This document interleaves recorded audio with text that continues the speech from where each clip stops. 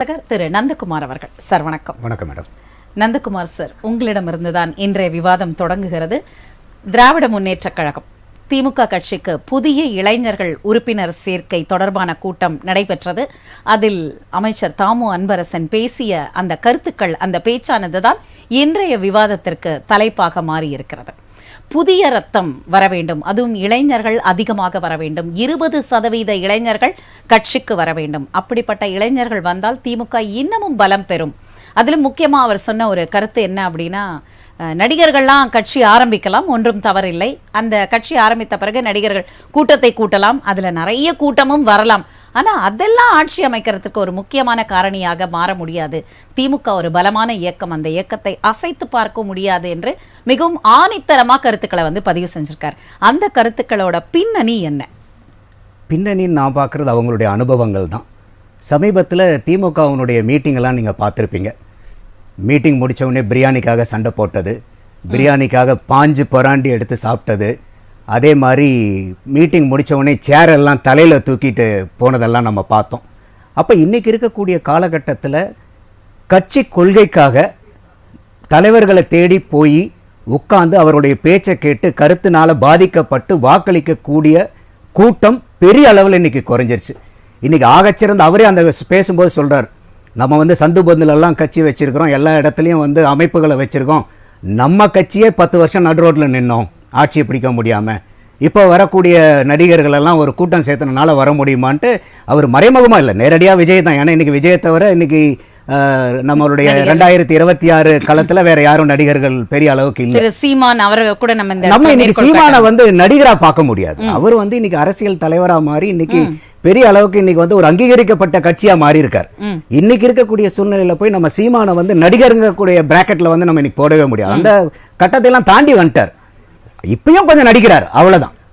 அந்த லெவல்ல தான் பார்க்க முடியும். அப்போ இன்னைக்கு அவர் பேசக்கூடியது அவருடைய அனுபவத்துல பேசுறாரு. கூட்டத்தை கூட்டுறனால ஓட்டு வராது, ஏன்னா அவங்களே பல கூட்டங்களை கூட்டியிருக்காங்க, அந்த கூட்டங்களெல்லாம் நமக்கு வாக்கா கன்வெர்ட் ஆயிருக்காருன்னு அவங்க பார்த்து அந்த அனுபவத்தில் தான் பேசுகிறாருன்னு நம்ம பார்க்குறோம். இன்றைக்கி இருக்கக்கூடிய திராவிட முன்னேற்ற கழகத்தில் என்ன காரணிக்காக இன்றைக்கி இளைஞர்கள் அவங்க பக்கம் போக முடியும்? இன்றைக்கி இளைஞர்களை வசீகரித்து இளைஞர்கள் அவங்க பக்கம் சுண்டி இழுக்கிற அளவுக்கு என்ன இளைஞர் நலன் சார்ந்த திட்டங்கள் அவங்கக்கிட்ட இருக்குது, என்ன முற்போக்கு சிந்தனைகள் இன்னைக்கு அவங்க கிட்ட இருக்கு. அப்ப இதெல்லாம் ஒரு பெரிய கேள்விக்குறியா இருக்கறனால தான் அவரே என்ன சொல்றாரு, இன்னைக்கு இருக்கக்கூடிய சூழ்நிலையில இளைஞர்கள் நம்ம பக்கம் வரலன்னா அவங்களுக்கு ரொம்ப சிரமங்கிறத அவங்க உணர்ந்திருக்காங்க. ஏன்னா இன்னைக்கு இப்ப வந்த கட்சிகள் எல்லாமே இன்னைக்கு பெருவாரியான அளவுல இந்த கடந்த 2024 எம்பி தேர்தலில் நம்ம பார்க்கும்போது பெருவாரியான வாக்குகள், இளைஞர்களுடைய வாக்குகள் நாம் தமிழர் கட்சிக்கும் பிஜேபி கூட்டணிக்கும் நம்மளால போக முடிஞ்சதை பார்த்தது. இதுலயே இன்னும் இந்த 2024 தேர்தல் படிப்பினையில தான் அவர் பேசுறாருன்னு நான் பார்க்குறேன். காரணம் என்னன்னு கேட்டிங்கன்னா, 2019 2024 எம்பி தேர்தலில் 11% வாக்கு, அதாவது 14,85,000 வாக்கு திமுகவுக்கு மட்டும் காணா போயிருச்சு. அவங்க நின்று 22 தொகுதியில் 14,85,000 ஓட்டு போயிருச்சு. அப்போ 11%. அவங்களுடைய கூட்டணி கட்சியெல்லாம் சேர்ந்து பார்த்தீங்கன்னா மொத்தமாக 10% குறைஞ்சிருக்கு. திமுகவுக்கு மட்டும் 11% குறைஞ்சிருக்கு. அப்சல்யூட் ஓட்ல பாத்தீங்கன்னா மொத்தம் கூட்டணிக்கு 23 லட்சம் வாக்கு போச்சு. இந்த 2024 19 வாங்கினதை விட 24 23 லட்சம் வாக்குகள் கம்மியா வாங்குறாங்க. அந்த 23 லட்சம் வாக்குகள்ல 15 லட்சம் வாக்குகள் திமுக மட்டும் காணா போயிடுச்சு. அப்ப இத்தனை நாள் திமுகவை நம்பி கூட்டணி கட்சிகள் ஜெயிச்சிட்டு வந்ததை தான் நம்மளால பார்க்க முடியுது. ஆனா இன்னைக்கு இருக்கக்கூடிய சூழ்நிலையில பார்க்கும்போது திமுக, அதாவது கூட்டணி கட்சியினாலதான் இன்னைக்கு திமுக ஜெயிச்சிருக்கிறத நம்மளால இந்த இடத்துல தெளிவா பார்க்க முடியுது. அப்போ இந்த இடத்துல நம்பர் சொல்லுது நமக்கு, ஏன்னா நம்பர் எப்பயுமே always it's convey some message and stories. அப்ப இதையெல்லாம் அடிப்படையா வச்சுதான் அவங்க என்ன பண்றாங்கன்னா, இன்னைக்கு இளைஞர்களை நம்ம கூட்டிட்டு வர வேண்டிய கட்டாயத்துல இருக்காங்க. இன்னைக்கு ஒரு பக்கம் இந்த இளைஞர்கள் கூட்டம் சீமானை நோக்கி போகுது, புதிய அரசியல் தலைவர்களை நோக்கி போகுது. இன்னைக்கு ஒரு விஜய் ஒரு பெரிய இளைஞர்கள் பட்டாளத்தை தன்னுடைய பின்னாடி ஒரு ரசிகர்கள் கூட்டமா வச்சிருக்கிறத நம்மளால பார்க்க முடியும். தமிழ்நாட்டில் மட்டும் இல்ல, கேரளா, ஆந்திரா, எங்க போனாலும் அவருக்குன்னு சொல்லி இந்த நண்பா நண்பின்னு சொல்லிட்டு எவ்வளவு பெரிய ஸ்டார்டம் இருந்தாலும் அந்த ரசிகர்கள் கூட ஒட்டி போய் உறவாடுறத இருக்கும்போது, அரசியல் கட்சிகளை பொறுத்த வரைக்கும் யார் ஒருத்தர் புதுசா களத்துக்கு வந்தாலும் அவங்க பெரிய எதிரியா பயமா தான் பார்ப்பாங்க. இன்னைக்கு இருக்கக்கூடிய குறிப்பா அந்த இளைஞர்களுக்கு ஒரு பெரிய த்ரெட்டா பார்க்கறது அவங்க யாரை பார்க்கறாங்கன்னா விஜய பாக்குறதா தான் நான் பார்க்க முடியுது. சரிங்க. ஏன்னா இன்னைக்கு எல்லா குடும்பத்திலயும் ஒரு வீட்டுல பார்த்தா எனக்கே பசங்க இருக்காங்கன்னா என் பசங்களும் விஜய் ரசிகர்களா தான் இருப்பாங்க. அப்ப அந்த மாதிரி இருக்கக்கூடிய ரசிகர்கள் அவங்கள மட்டும் வாக்கு செலுத்துறது இல்லாம அவங்களுடைய குடும்பத்தில் இருக்கக்கூடிய வாக்கையும் கன்வெர்ட் பண்ணக்கூடிய கெப்பாசிட்டி அந்த இளைஞர்களுக்கு இருக்கு. சரிங்க சார். அந்த இடத்துல பார்க்கும்போது அவங்களுடைய அனுபவத்திலையும் வரப்போறக்கூடிய த்ரெட்லையும் இளைஞர்களை என்ன சொல்லி நம்ம கட்சிக்கு கூட்டிட்டு வர்றங்கிற ஒரு ஒரு ஒரு க்ளூலெஸ்ஸா இருக்காங்க அவங்க. அப்ப அதுக்கு உண்டான அவங்க செயல் திட்டங்களை தீட்டணும். அப்ப இளைஞர்களை கவர வேண்டியது வரப்போற 2026 தேர்தல் வெற்றிக்கு எந்த அளவுக்கு திமுகவுக்கு முக்கியங்கிறத அவங்க புரிஞ்சிருக்காங்க. காரணம் என்னன்னா இன்னைக்கு வரைக்கும் திமுக தொடர்ந்து 2 தடவை ஜெயிச்ச சரித்திரமே இல்லை. அதே மாதிரி கூட்டணி இல்லாம தேர்தலை சந்திச்ச சரித்திரமும் இல்ல. கூட்டணி இல்லாம எந்த கட்சியுமே நம்ம சொல்ல முடியாது இல்லையா? சோ இப்ப டெமோக்ராட்டிக் கண்ட்ரி அப்படின்னு பார்க்கும்பொழுது கூட்டணி அப்படின்றது ஒரு உரிமையா ஆயிடுச்சு. அது காலத்தின் கட்டாயமாவும் மாறி அது அவங்களோட விருப்பமும் கூட. அது நம்ம கருத்து சொல்றதுக்கு ஒண்ணு இல்ல. அவங்கவுங்க ஒரு கூட்டணி அமைக்கிறாங்க. இந்த 2026 நான் பார்க்க போறது என்னன்னா கூட்டணி ஆட்சிக்கு வர்றதுக்கு பெரிய வாய்ப்புகள் இருக்கிறதா தான் நான் பார்க்குறேன் 2026 பொறுத்த வரைக்கும். சரிங்க சார், தொடர்ந்து பேசுவோம். நந்தகுமார் சார், நீங்க சொல்லுங்க. அதாவது திராவிட முன்னேற்ற கழகம் மிகப்பெரிய பலமாக ஆட்சி அமைத்து 2026 தேர்தலை சந்திக்க பல்வேறு யுக்திகளை கையாண்டு கொண்டிருக்கிறது. தமிழக வெற்றி கழகத்தின் தலைவர் விஜய் அவர்கள் மாணவர்களை சந்தித்து அவங்க கூட ஒரு குட் ரேப்போர்ட்ல டிராவல் பண்ணிட்டு இருக்கிறாரு. பிஜேபியும் போயிட்டு இருக்கு. ஆனால் அதிமுக பிளவுபட்டு 4ஆக நிற்பதாக தொண்டர்கள் எல்லாம் மிகப்பெரிய அதிருப்தியில் இருக்காங்க. இப்ப விக்கிரவாண்டி தேர்தல் ஒரு இடைத்தேர்தலையே சந்திக்க முடியலையா நம்ம கட்சியால அப்படின்ற ஒரு கவலையிலையும் அவர்கள் இருப்பதாக பொதுமக்களோட கருத்துக்களை நான் இங்க பகிர்ந்து கொண்டிருக்கிறேன். ஒரு சின்ன திருத்தம் இதுல அதிமுக பிளவுபடல மேடம். அதிமுக அந்த 2.5 கோடி தொண்டர்களோட எடப்பாடியார் அவர்கள் தான் அதிமுக பொதுச் செயலாளர். 2.5 கோடி தொண்டர்களோட அதிமுக ஒன்றுபட்டு நிற்கிறது. ஆனால் அதிமுகவை அதாவது சாரதியோட பாயிண்ட்ல இருந்து சொல்லணும் அப்படின்னா சாரதி சார் என்ன சொல்றாருன்னா ஓபிஎஸ் அவர்களோ டிடிவி அவர்களோ சசிகலா அவர்களோ கட்சியில இருந்து ஒட்டுமொத்தமா நாங்க நீக்கிட்டோம். அவர்களெல்லாம் நீங்கிய பிறகு அந்த கட்சி பலத்துடன் தான் இருக்கிறதா? 2026 தேர்தலை சந்திக்க வேண்டிய பலம் அவர்களிடம் இருக்கிறதா? கொஞ்ச நேரம் நான் ஃபர்ஸ்ட் அண்ணன் சாரதி பேசும்போது நான் கன்ஃபியூஸ் ஆயிட்டேன். அவர் டிஎம்கே ஸ்போர்ட்ஸ் பர்சனா இல்ல ஏடிஎம்கே ஸ்போர்ட்ஸ் பர்சனான்னு. ஸோ ரெண்டையும் அவர் சேர்த்து ரெப்ரசென்ட் பண்றதா தான் பார்க்குறேன். ஏன்னா ஒரு காமன் எனிமின்னு வரும்போது இந்த 2 கட்சியும் ஒன்று சேர்ந்துக்கும். அதனால தான் நாங்க 2000 கோடி செலவு பண்றோம் 3000 கோடி செலவு பண்றோம்னு அவருடைய வாயிலிருந்தே வருது. அப்ப இந்த 2000 கோடி இன்னைக்கு 234 இருக்குதுன்னு சொல்ல வரேன்.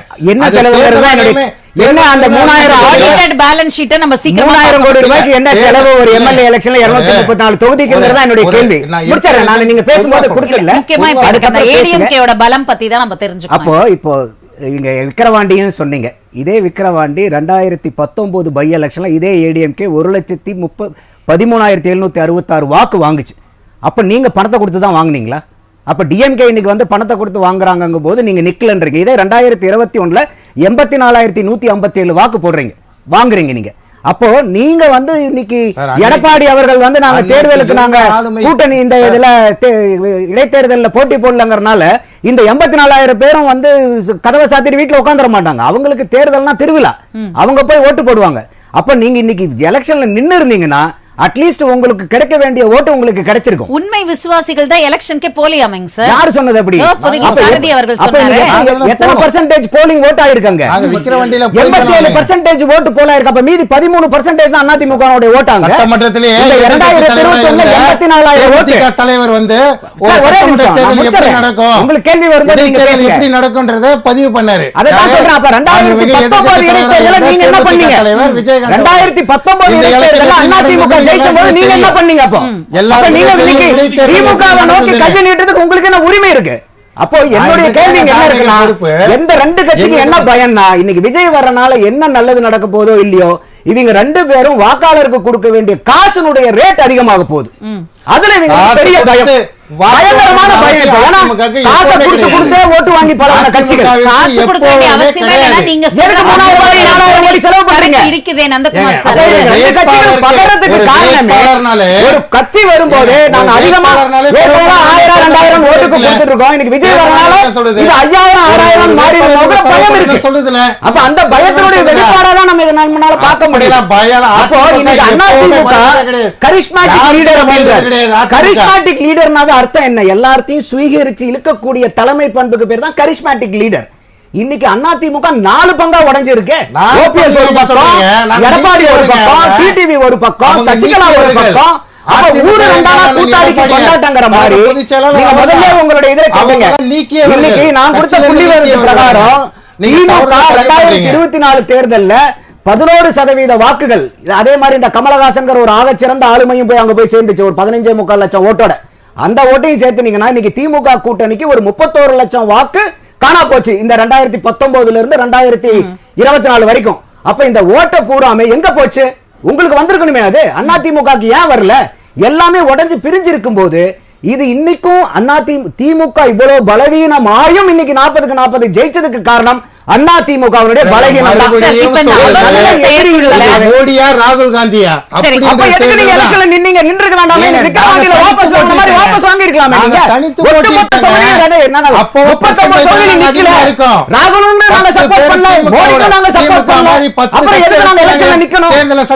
நந்தகுமார் சார், உங்களுடைய நிறைவான கருத்துக்கள்.